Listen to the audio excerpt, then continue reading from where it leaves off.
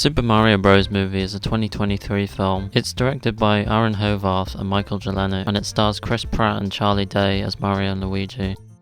Mario and Luigi are brothers based in Brooklyn, New York City. They work as plumbers and have recently set up their own business after separating from their old boss Spike. Their family isn't too happy about this, given it's a financially risky move. Mario and Luigi come from an Italian-American background, Buongiorno, where hard work and strong mustaches are very important. Italian immigration to the United States began with the Italian diaspora, which was when large swathes of Italians migrated away from Italy in search of work and higher wages abroad. The first diaspora began in the 1880s and lasted for about 40 years, during which millions of Italians emigrated to other countries, namely the United States, Brazil and Argentina. One of the factors that caused the diaspora was poverty, something that the Super Mario movie alludes to when Mario spends his whole life savings on the TV commercial. Italy in the 1880s was still a very agricultural society, like the Mushroom Kingdom. Sharecropping had become particularly popular too, so many Italian people didn't even own what they farmed for. Also, like the Mushroom Kingdom, overpopulation was an issue in Italy that led to the diaspora. I wouldn't be surprised if the next movie is millions of toads move into the Kong Kingdom in search of work. Before the unification of Italy in 1868, the country was made up of various city-states that governed themselves. This can also be seen in the Super Mario movie, as the world has various different kingdoms that are ruled separately to one another. It can also be suggested that Bowser is a representation of the fascist dictator Benito Mussolini, who famously wanted to control Italy so he could marry Princess Peach. Moreover, Bowser's conquests can be seen as a metaphor for Mussolini's expansion of the Italian Empire in the 1930s, when he invaded Ethiopia for a second time, and also invaded Albania and Somalia. Eventually, fascism in Italy came to an end when the opponents of Mussolini's regime found a superstar and used it against him.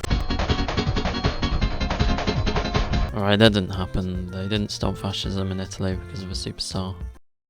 It was a blue shell instead. So it's clear that, like a lasagna, there are many layers to the Super Mario movie. I wouldn't necessarily say that you need to know all that information to enjoy this movie. I think it's just something that adds to the experience of it. Oh, and I guess I should review it. It was okay. Pretty inoffensive. Surprisingly existential. I'd probably give it like a 2.1 out of 5. So yeah. See ya. And that's how you make your very own Mario hat.